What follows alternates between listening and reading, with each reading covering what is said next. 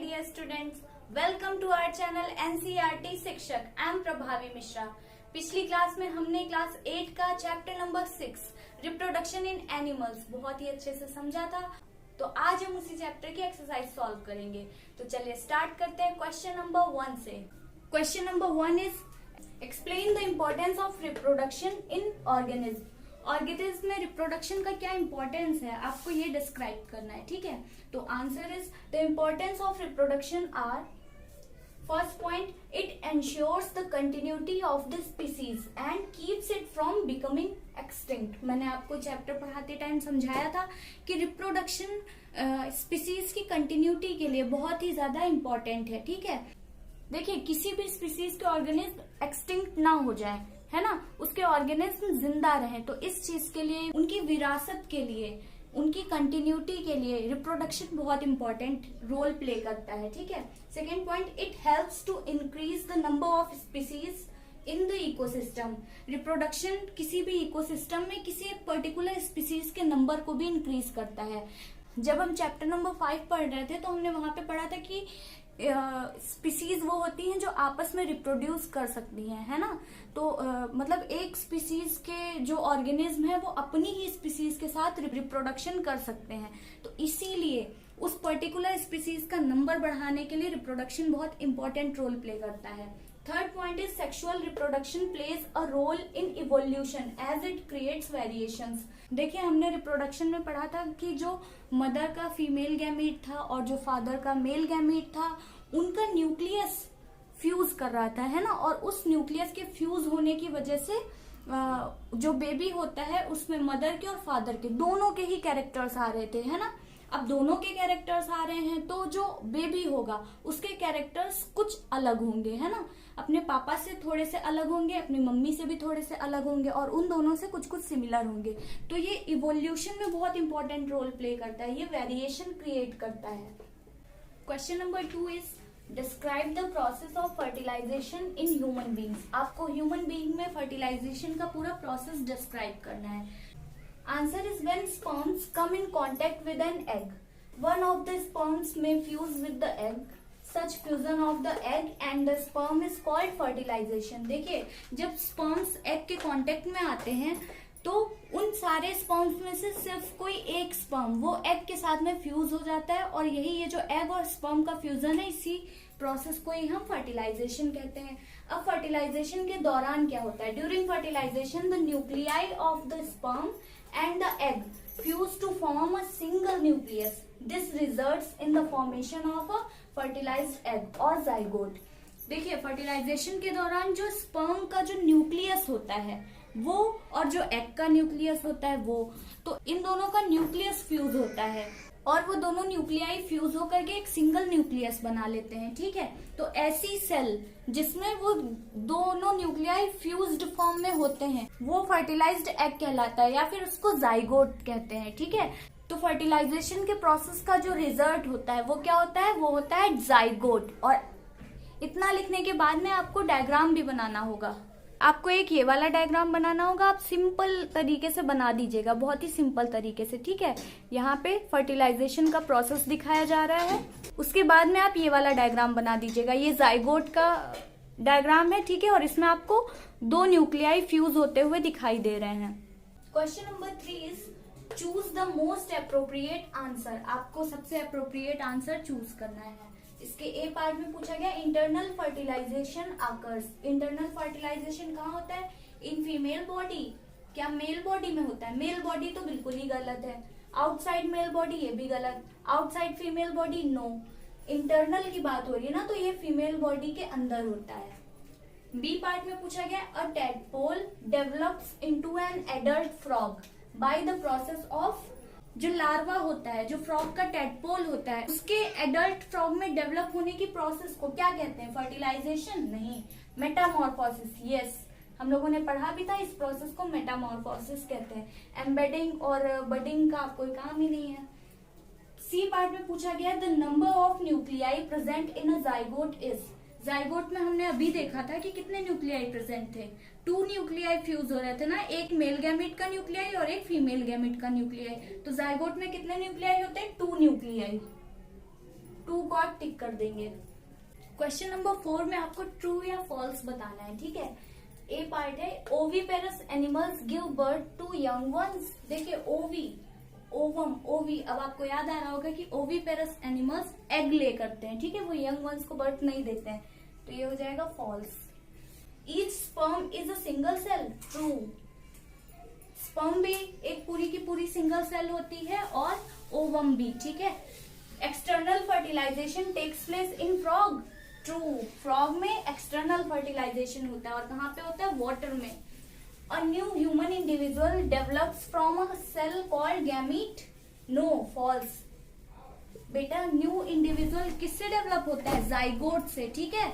अब यहाँ पे गैमीट नहीं होगा क्योंकि यहाँ पे देखिए दोनों गैमीट चाहिए, मेल गैमीट भी चाहिए, फीमेल गैमीट भी चाहिए, तो ये फॉल्स हो जाएगा, ठीक है। जाइगोट से डेवलप होता है। Egg laid after fertilization is made up of a single cell, true. यहाँ पे कंफ्यूज बिल्कुल भी नहीं होना है। देखिए फर्टिलाइजेशन के बाद में जो एग सेल होती है उसे फर्टिलाइज्ड एग कहते हैं या फिर उसे जाइगोट कहते हैं, ठीक है।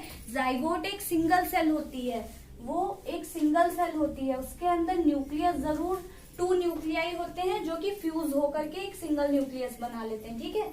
तो ये न्यूक्लियस उसमें 2 न्यूक्लियाई जाकर के मिले हैं लेकिन है वो सिंगल सेल ही, तो ये ट्रू हो जाएगा। Next is amoeba reproduces by budding, no. Amoeba कैसे रिप्रोड्यूस हो रहा था, बाइनरी फिजन से, है ना, तो ये भी फॉल्स हो जाएगा। Fertilization is necessary even in asexual reproduction, बिल्कुल गलत है। हमने क्या पढ़ा था, एसेक्सुअल रिप्रोडक्शन में मेल फीमेल होता ही नहीं है, सिर्फ और सिर्फ सिंगल पेरेंट है। तो सिंगल पेरेंट है तो वहां पे ना तो गैमीट्स बनेंगे ना ही वहां पे फर्टिलाइजेशन की नीड है, ठीक है। क्वेश्चन नंबर 4 का ही एच पार्ट है, binary fission is a method of asexual reproduction, हाँ बिल्कुल है, तो ट्रू हो जाएगा, ठीक है। A zygote is formed as a result of fertilisation, हाँ true. An embryo is made up of a single cell, no.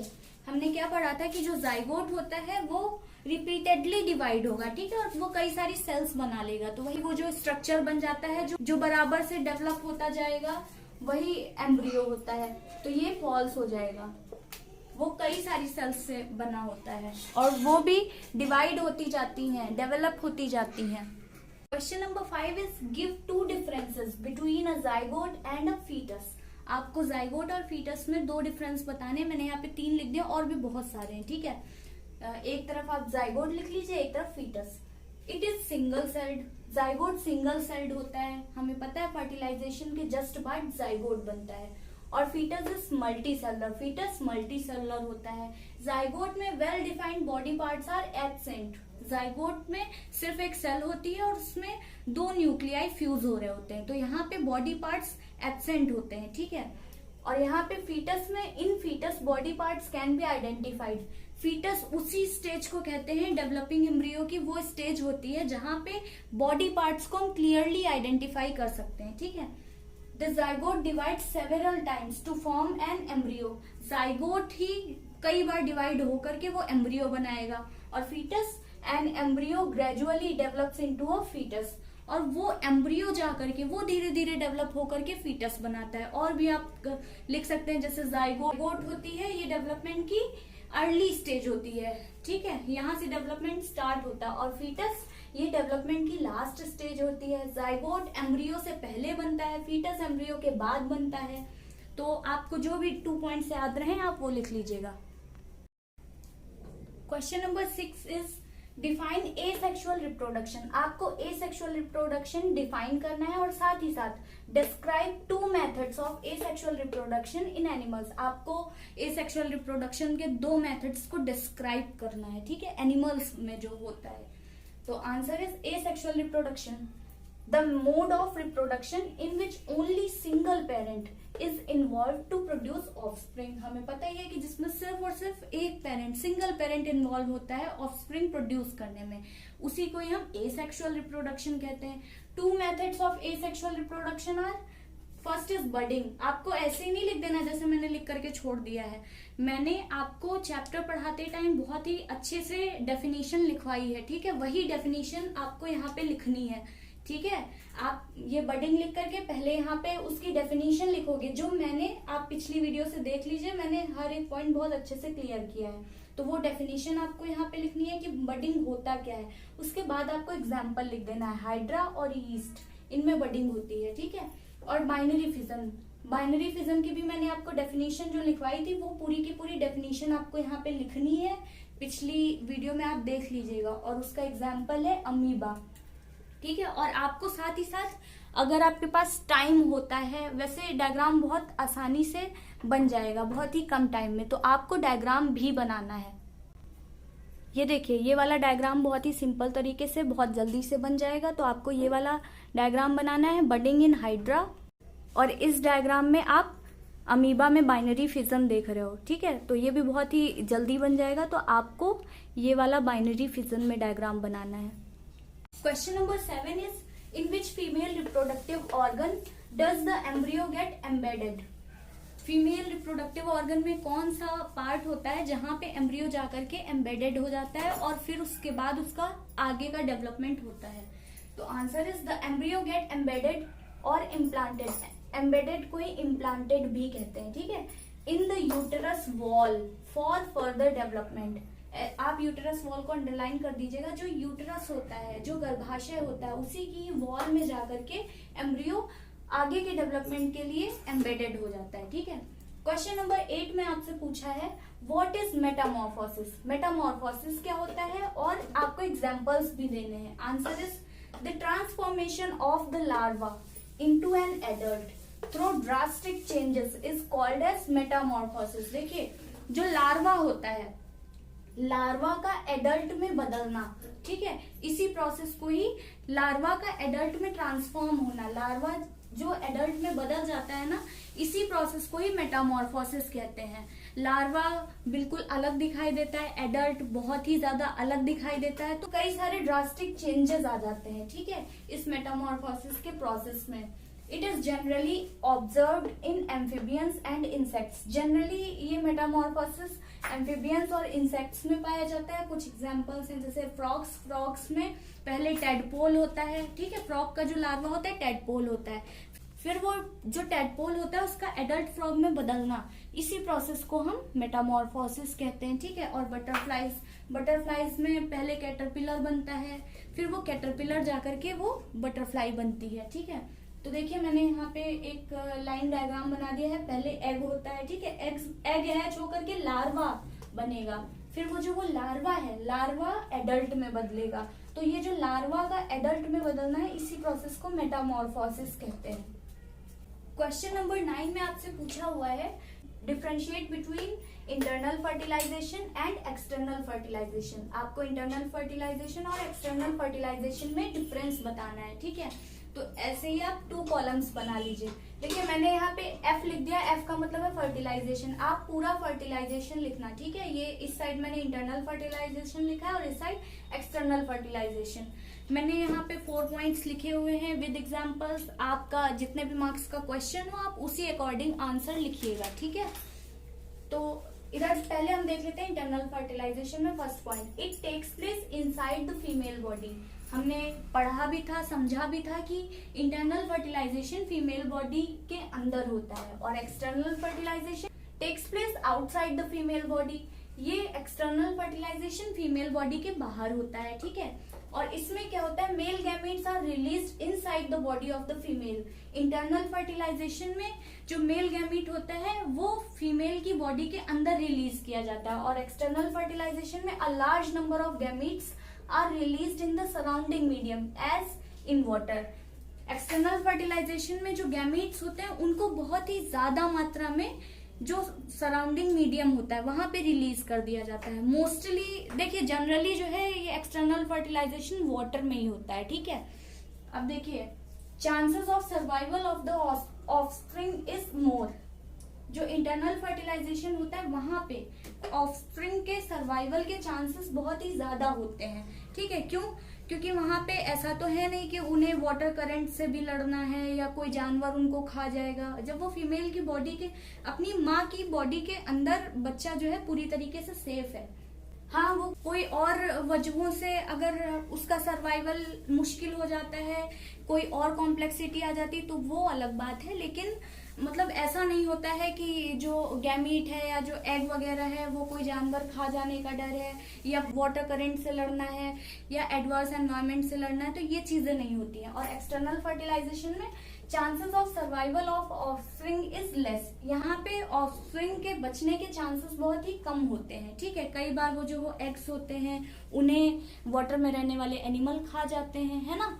कई बार क्या होता है कि बहुत तेज हवा चली और वो एग उससे वो जेली जैसी लेयर कवरिंग होती है उस पे, तो उससे भी वो डिस्ट्रॉय हो जाते हैं। तो बहुत सारे रीजंस हैं, मैंने आपको चैप्टर पढ़ाते टाइम डिटेल में बताया था। Small number of eggs are produced, देखिए इंटरनल फर्टिलाइजेशन में जब चांसेस ज्यादा है सर्वाइवल के, तो इसीलिए यहाँ पे बहुत ही कम मात्रा में एग्स प्रोड्यूस होते हैं। ह्यूमन बीइंग में तो एक टाइम पे एक ही एग मैच्योर होता है, ठीक है। और एक्सटर्नल फर्टिलाइजेशन में large number of eggs are produced. देखिए एक्सटर्नल फर्टिलाइजेशन में हमने देखा था कि जो फ्रॉग था, जो फीमेल फ्रॉग होती है, वो बहुत लार्ज नंबर में एग्स को रिलीज कर देती है वाटर में, है ना। और जबकि हेन जहाँ पे इंटरनल फर्टिलाइजेशन हो रहा था वहां पे वो एक टाइम पे एक ही एग देती है।